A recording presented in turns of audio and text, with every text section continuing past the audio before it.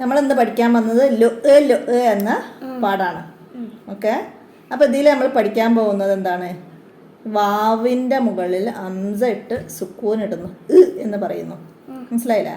അപ്പോൾ അതിനെക്കുറിച്ചാണ് നമ്മൾ അംസനെ എവിടൊക്കെ എഴുതുന്നു എന്നതും അതിന് വരുന്ന ഹർക്കത്തുകളൊക്കെയാണ് നമ്മൾ മനസ്സിലാക്കേണ്ടത്. മനസ്സിലായില്ലേ? അപ്പോൾ ഇവിടെ ഫസ്റ്റ് അംസക്ക് ഫത്തഹ് ഇട്ട്, അപ്പോൾ എന്താണ് വായിക്കുക? അംസക്ക് ഫത്തഹ് ഇട്ടാൽ എന്താ വായിക്കുക? ആ. അപ്പോൾ അലിഫിൻ്റെ മുകളിൽ അംസയും ഫത്തഹ് ഇട്ടാൽ നമ്മൾ എന്ത് വായിച്ചു ഫസ്റ്റത്തെ പാഠത്തിൽ? ആ. അപ്പോൾ ഇവിടെ യാ ആണ്. അപ്പോൾ ഈ യാ നമ്മൾ പഠിച്ചിട്ടില്ല, നമുക്ക് ഇനി പഠിക്കാനുള്ള ഒരു അക്ഷരമാണ്. അപ്പോൾ ഞാൻ പറഞ്ഞുതരാം, ഇത് യാ ആണ്. ഓക്കെ, അപ്പോൾ ഈ യാൻ്റെ മുകളിൽ അംസ ഇട്ട് ഫത്തഹ് ഇട്ട്, അപ്പോൾ എന്ത് വായിക്കൂ? ആ. അപ്പോൾ ആ എന്ന് തന്നെ വായിക്കും. ഇനി അടുത്തത് വാവാണത്. വാവിൻ്റെ മുകളിലും അംസയും ഫത്തഹും ഇട്ട്, അപ്പം എന്ത് വായിക്കും? അത് ആ എന്ന് തന്നെ വായിക്കുക. അപ്പോൾ ഇവിടെ ഈ 4 രീതിയിൽ എഴുതിയാലും എന്താ വായിക്കുക? ആ എന്നാണ് കേട്ടോ. അപ്പോൾ നമുക്ക് ഇന്ന് ആ മാത്രം പഠിക്കാം.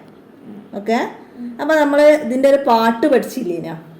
ഹംസ അൻവറിൻ്റെ വീട്ടിൽ 3 കസേരയുണ്ട്, അവിടേക്ക് 4 ഹംസകൾ വിരുന്ന് വന്ന്. ആ, അപ്പോൾ ആദ്യത്തെ ഹംസ എവിടെ കയറിയിരുന്നു? അലിഫിൻ്റെ മുകളിൽ കയറിയിരുന്നു. കേൾക്കുന്നുണ്ടോ?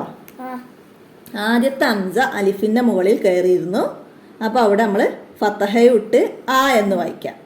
രണ്ടാമത്തെ ഹംസ യാ എന്ന കസേരയിൽ കയറിയിരുന്നു. അപ്പോൾ ഫത്തഹ ഇട്ട് അത് അവിടെ ആ എന്ന് വായിക്കും. പിന്നെ ഇവിടെ മൂന്നാമത്തെ ഹംസ വാവ് എന്ന കസേരയിൽ കയറിയിരുന്നു. അപ്പോൾ അവിടെ നമ്മൾ ഫത്തഹ ഇട്ടെടുത്ത് അവിടെ ആ എന്ന് തന്നെ വായിക്കും അല്ലേ?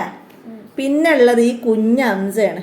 കുഞ്ഞ് ഹംസക്ക് അലിഫ് കസേരയും കിട്ടിയില്ല, യാ കസേരയും കിട്ടിയില്ല, വാവ് കസേരയും കിട്ടിയില്ല.